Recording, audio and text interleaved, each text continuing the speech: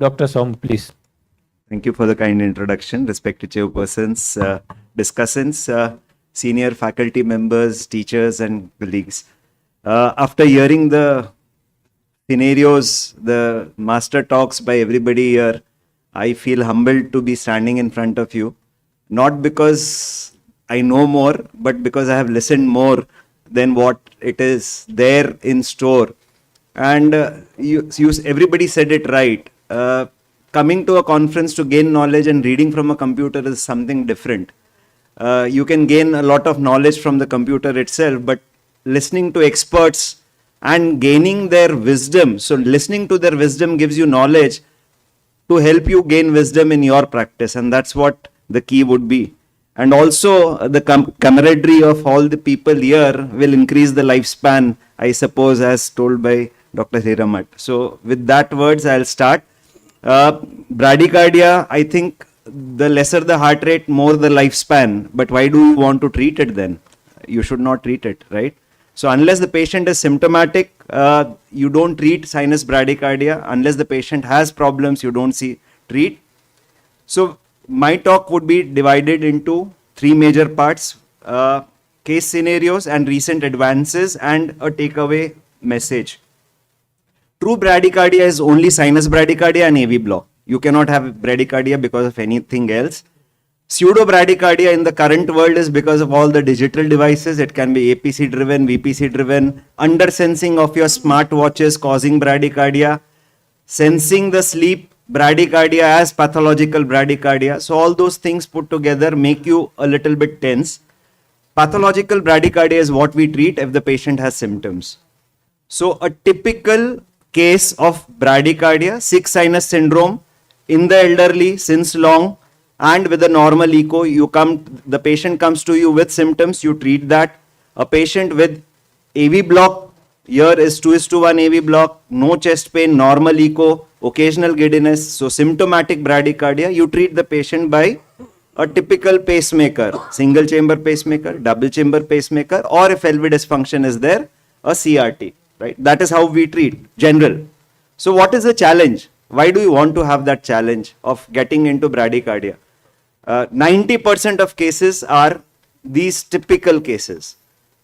Normal routine clinical practice is 90%. So I was given a challenging topic. So I'll put in the case scenarios. What is the challenge? So what causes bradycardia? Is it degenerative or is it something else? What are the treatment that can be offered in bradycardia, and what is the type of device in the current scenario that you have? So let us see in case presentation that come to your clinical practice. This is a patient who presented with symptomatic bradycardia since last 5 years but not wanting to get treated. Ejection fraction was 45%. There was pulmonary artery hypertension, restrictive cardiomyopathy possibly, and patient had symptomatic failure. So what do you do with this patient? You will say, put in a pacemaker, right? Simple, straightforward. So, doing a Holter, get some idea of the average heart rates. Doing a cardiac MRI possibly would tell you that this is the cause. But however, the patient has symptoms because of bradycardia, so you want to do a pacemaker. So, why to evaluate further would be to decide on what kind of pacemaker. And so, the treatment options in this bradycardia was what to do. So, whether to give a single chamber pacemaker with normal routine septal pacing, with a conduction system pacing single chamber pacemaker, or a single chamber pacemaker with atrial pacing, or a double chamber pacemaker in the similar fashion, or a CRTP. So what do you suggest? Seeing the history of this patient who has atrial fibrillation, bradycardia, what would you want to give? So think that atrial fibrillation is there since long, you don't want to pace the atrium at all. So obviously you have to pace only the ventricle, and if you are pacing the ventricle with an ejection fraction of 45% with the septal pacing, you might worsen the LV function. That is what people have shown over trials, wherein wider the QRS, the chances of LV dysfunction is higher. So what is conduction system pacing? And I'll just give you a purview of that you try to pace the conduction system itself. You pace the His-Purkinje system either at the level of the His or below that at the left bundle or near the higher septal, where you can capture this his Purkinje system easily. And that will give you the normal conduction that happens via the normal system. Normally, if you are pacing, you will be pacing in the RV apex or the septum mid. Rather than that, you are pacing at the conduction system. And we use special hardware, and you need to have special techniques for that, and preferably a 12 lead ECG during the implant. So, for this patient who needs a pacemaker, most of the time, if you do a pacemaker in a patient who has an ejection fraction less than 50%, what is recommended is you do a conduction system pacing or a CRT rather than a typical pacemaker. So that is one thing that you should know as a class 2A indication. In atrial fibrillation, similarly, if you do a AV nodal ablation or if you have bradycardia, a conduction system pacing or a CRT is advisable. So what is conduction system pacing? Just a single lead here put in the septum and you will see the outcome. This is the own rhythm and we started pacing. It hardly has a difference. It's narrow, complex, typical. It will give you a very good normal looking narrow complex with good stable output. So over 3 years this remains the same and the patient ejection fraction has not worsened. The pacemaker is working fine, and with a single chamber you are able to achieve what CRT would achieve with 3 leads. So that is the cost saving also. This was way back in 2012 when the ejection fraction in this patient was around 50%, treated as primary pulmonary hypertension, bradycardic, no P wave seen, and this turned out to be atrial standstill. The heart rate would not improve, the atrial was stiff, and that is why pulmonary hypertension was there. We just did a CRT in this patient with the RV and LV lead, and the patient, we did a PG change in 2021. She is now 80 years old. Otherwise remained symptom free. What she was functional class 3 is now functional class 2 over the 10 years of her aging. Going on to the next part would be AV block. So if you have an AV block, you put in a double chamber pacemaker and you are done. But if patients have ejection fraction which is around 50% or low, if you have an LV dilated and dilated heart with a valve regurgitation, better is to do physiological pacing, and that is where conduction system pacing again comes. A double chamber pacemaker, if you do, the outcome looks like a normal conducting person only. So that's very important to get that the LV doesn't dilate it. So now I will get to the next part. What after conduction system, what comes? So if you have a patient who has palpitation and along with that fatigue, you have tachybrady syndrome, you have one place tachycardia, one place bradycardia, what would you do? Normally, the options would be give antiarrhythmic medications and see that the tachycardia doesn't occur. But if you give antiarrhythmic, the bradycardia will be more, right? So then people would say, no, give a pacemaker and then give medications. But how guaranteed you are to treat the patient of tachycardia with medications? So therefore, the role of ablation comes here. We treat the patient with tachybrady syndrome. If it is ablatable, we treat with ablation first. And in this patient, we did a 3D map, showed that there was a scar. So the gray part was all scar in the right atrium, and the colorful part that you see were scar areas a little bit, and we treated the patient for tachycardia. After tachycardia was treated, he continued to be in bradycardia, 45 average heart rate. He was advised a dual chamber pacemaker just because he had a scar and the chances of recurrence of tachycardia was there. But he was reluctant because now the tachycardia settled, bradycardia is well tolerated, and therefore he continued for 2 years on dabigatran and derifylin to keep his heart rate up. Again in 2024 he presented with palpitations, and that is where he again had symptoms. So echo was showing mild more RA dilatation. We wanted to see an MRI. MRI showed no LG. So now again what do we do? Now give a pacemaker or again go for an ablation? So main problem is tachycardia. I want to treat the tachycardia. So I went again for an ablation.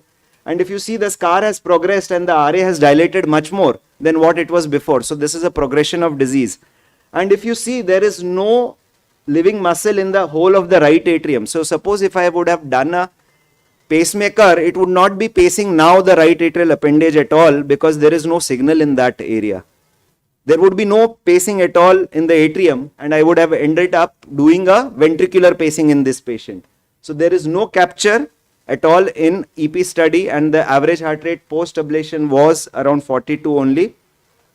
So we did do a pacemaker, dual chamber pacemaker, but no atrial pacing.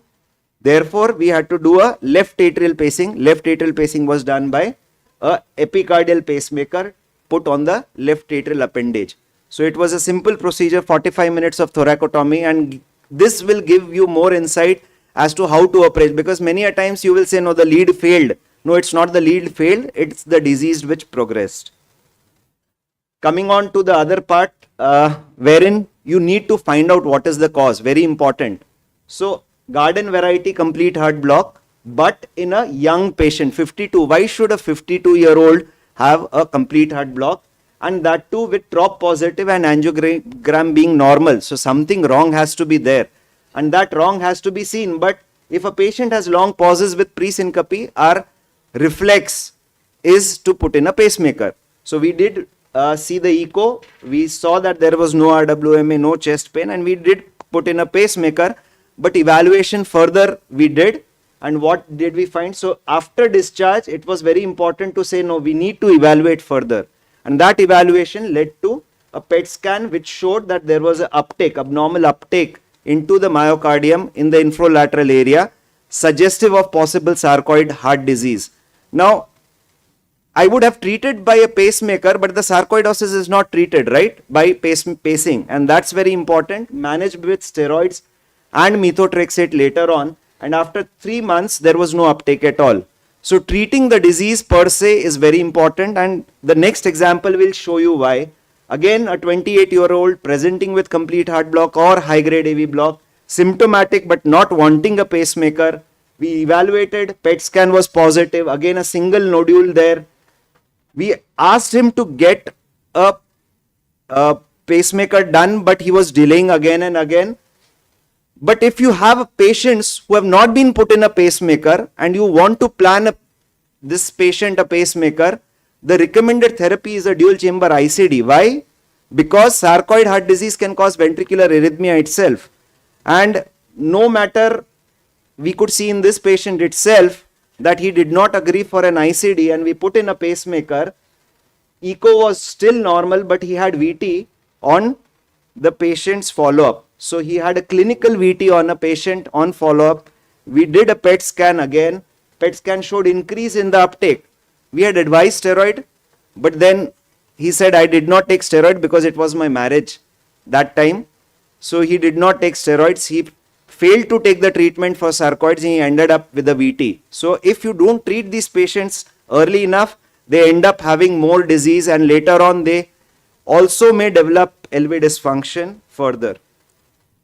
So this was a patient who had a pacemaker done, EF was noted normal, everything evaluated, was then noted LV dysfunction within 2 years. Ejection fraction had decreased to 35% on follow-up. And if you see the PET scan, the whole of the anterior wall was showing an increased uptake. By the time we intervened by doing a CRTD, the damage was done and the ejection fraction still remains at 35%. So very important to see the cause rather than just see why the patient has had bradycardia. It's very important to see the cause. In a young lady, 52, weight loss as a typical feature, fatigue can be there. But if you see ECG characteristics, there is T-wave inversion. So these T-wave inversions are abnormal for a sinus bradycardia per se. So that is AI. By experience, by seeing more patients, by seeing their follow-up, you gain much more knowledge, and that is what helps you to treat those patients. And we did a MRI which showed an infiltration here and a PET positive, but she had a breast nodule also.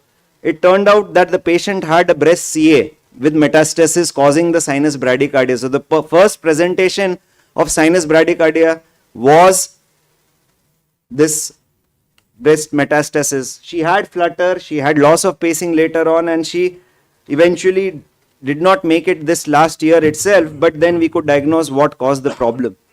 Another lady, again diagnosed to have 6 sinus plus AV block, and she had a pacemaker done. Ejection fraction decreased to 35%. over a period of 1 year, it was considered that you have paced and therefore LV dysfunction has set in.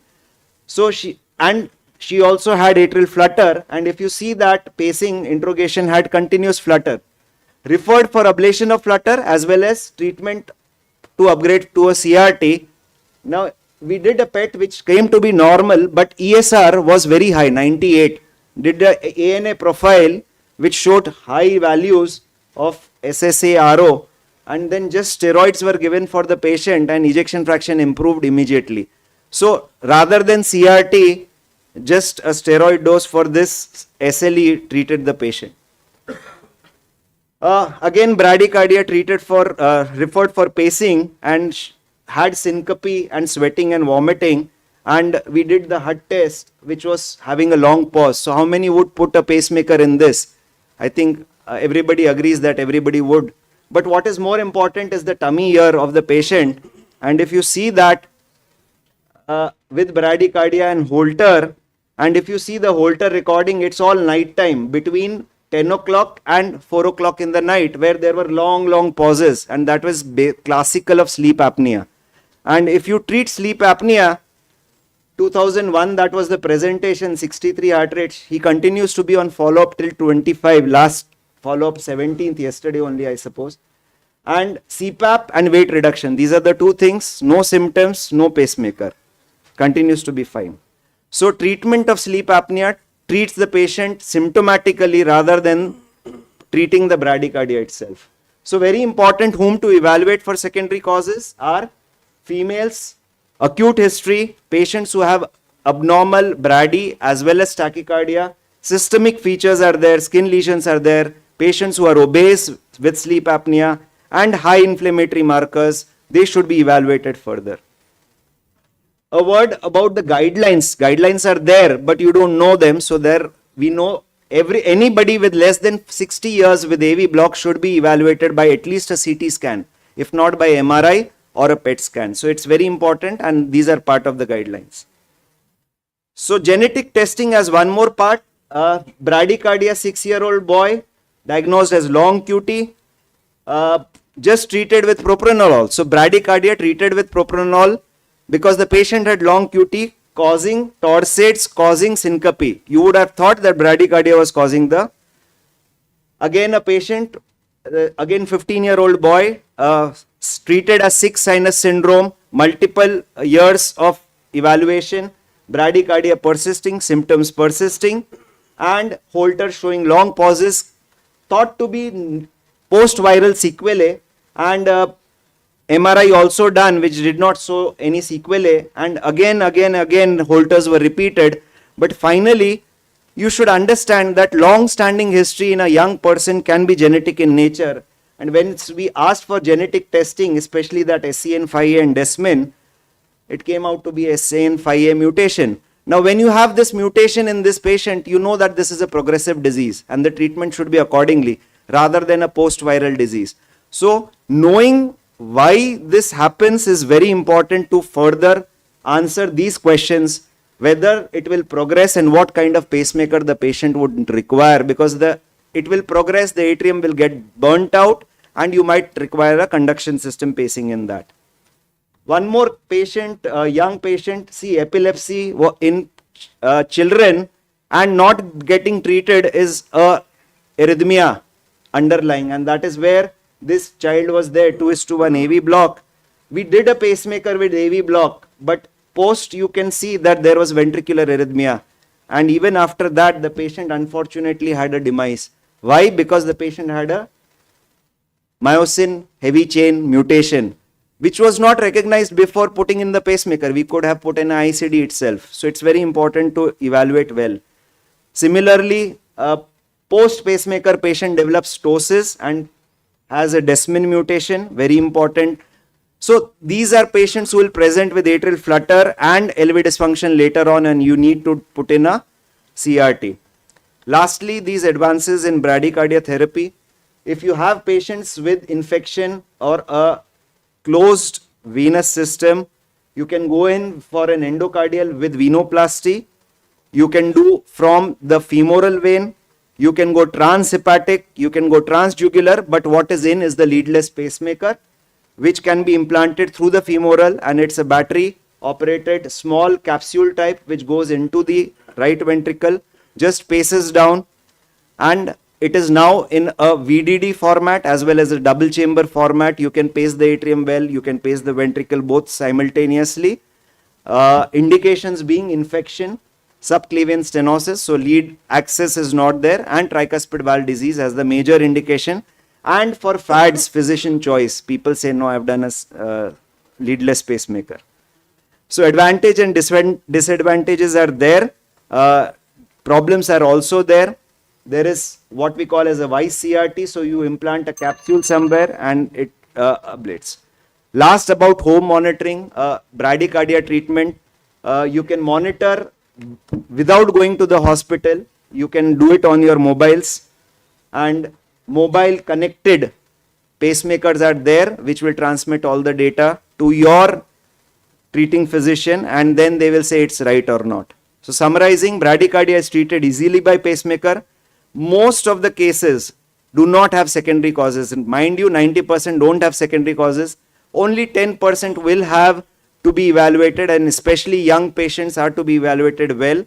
Knowing the secondary cause is important to go further as to how to treat them in the future, as well as which device to be given, and indications of these devices should be known well, especially the leadless and conduction system pacing, rather than do it in all. Thank you. Thank you, Dr. Shomu. That was enlightening talk.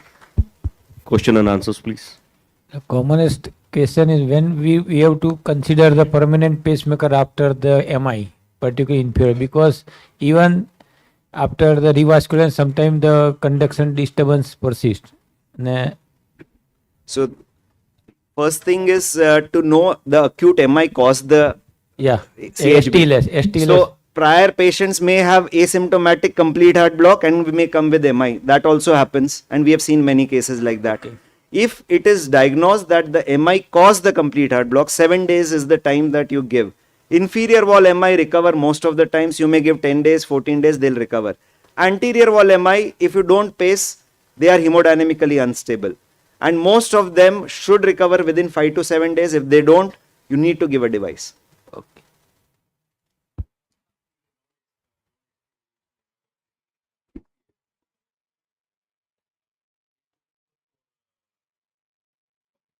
If you have ACS,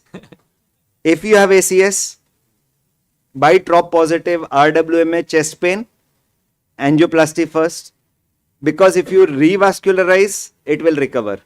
If no chest pain, TROP negative, you have repeated it, no RWMA, pacemaker first, because the moment you do angioplasty, you will not let us do the pacemaker. The reason is you will give a lot of heparin, lot of antiplatelets, and the moment anything happens, you will say that hematoma हो गया तो क्या करने का, या तो infection हो गया तो क्या करने का, and stent बंद हो गया फिर तो.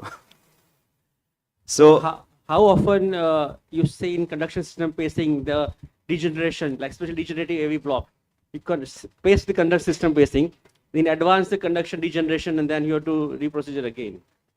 So the data of conduction system pacing is not there much. It is just 10 years down the line that initial studies were done, and major data is coming just 4 or 5 years.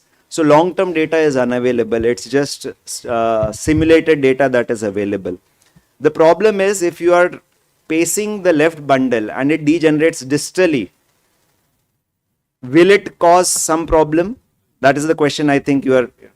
So yes, it will cause, but you are pacing deep in the septum. So deep in the septum means you are occupying a larger area. You will still pace, but you may not have the narrow complex. So that would be the only difference. So you will not lose pacing, but you will not have narrow complex over the period of time. And that we have seen over a period of 2 or 3 years, wherein that narrowishness goes away and it seems to be broad, but then it's still pacing. Okay. And then second question, patient with the degenerative AV block, do you do the angiography as a defaulter? No. Because nowadays not No. many patients, the angiography first, triple facilities, No. go for CVG, No. then pacemaker. No. Okay, so Again, see, electricians and plumbers are two separate people. You can have short circuits because of plumbing problems, and you can have fires which need plumbers because of electrical problem. But if you mix both, it is becoming problematic. So what the patient has is a problem, you treat that rather than create a problem and then douse the fire. No. Even Ayushman card, they are asking angiography report first. No. We have tried not to do that. So, no. So I have one question. It's not very usual, but if the patient has a triple vessel disease and patient has undergone a pacemaker, how long should we wait before subjecting that patient for the bypass surgery? Stable patient. Stable patient, 1 month at least. The problem is, what is your surgeon doing with the heart? How much he's moving? The lead needs to mature for at least 1 month, preferably 3 months. If the surgeon is moving significantly, the lead may actually get dislodged and you may need to do a reprocedure. So if a patient who is not an urgent candidate for a pacemaker, first do a bypass surgery, wait for 7 days and then do the pacemaker rather than otherwise. If you have to do a pacemaker first, wait for at least 1 to 3 months. An anterior wall MI who will subsequently require a pacemaker. So is this particular patient likely to also go for a tachyarrhythmia in the procedure? Yes. And would it be advisable to put an AICD with the PPI or just a PPI? It is depending on ejection fraction. So ejection fraction, if it is less than 35%, AICD. If you know that it is not going to recover. So the moment you have an MI, you have a scar, you know that this patient has a QS pattern on ECG, the wall is not going to recover, then ICD if the ejection fraction is less than 35. If it is between 35 and 50%, people do say conduction system pacing, but not with the anterior wall MI septal scar. And this patient would likely go for a tachyarrhythmia because of the bradycardia or the low heart rate going on from the ventricular complex or something. Brady-induced VT is common in these patients. It's not uncommon. So in those patients who have Brady-induced VT, you need to pace faster. Okay. Now, whether to give an ICD or a pacemaker will depend on the clinical situation. Okay, thank you. One last question from ma'am, and then we can conclude the session. Thank you. So a very common scenario in OPDs is elderly patient coming up with just fatigue, and when you do an ECG, it's an 6 sinus type of picture. So would you pace such patients, or you just go for a halter and decide, how it is? 6 sinus Because is, fatigue, there's no giddiness, there's nothing else. So US mein fatigue is functional class 3, while India fatigue is functional class 1, as I understand. Because you have a lot of people who can help you out in your daily course. You can sit down, relax and enjoy. While in US, people have to do their own work. So they are functional class 3 with fatigue. And in India, you can be functional class 1 with no fatigue at all, with sinus bradycardia persisting throughout your life. In fact, I have a patient who has CHB with a rate of 40 and he's functional class 1 because he says, બાકી બધું કામ તો મારું બધું થઈ જ જાય છે. મારે ચક્કર નહીં આવે ત્યાર સુધી વાંધો નથી. So, Absolutely. if you have giddiness, if you have syncope, that is the time you need to be urgent about it. 6 sinus generally will have fatigue. If their quality of life is less, if they say that I want to be better in my quality of life, offer them a pacemaker if they are ready. Otherwise, you can offer them derifylin, maybe ocryprenalin to a certain extent. You don't say that pacemaker नहीं डलवाते हैं तो मैं तुम्हें treat नहीं करूँगा. ऐसा तो नहीं करना चाहिए. Yeah, but derifylin, is it recommended for? Yes, absolutely. Acha, Absolutely. It's a Yes. Yeah, okay, thank you. Thank you so much, Dr. Shomu.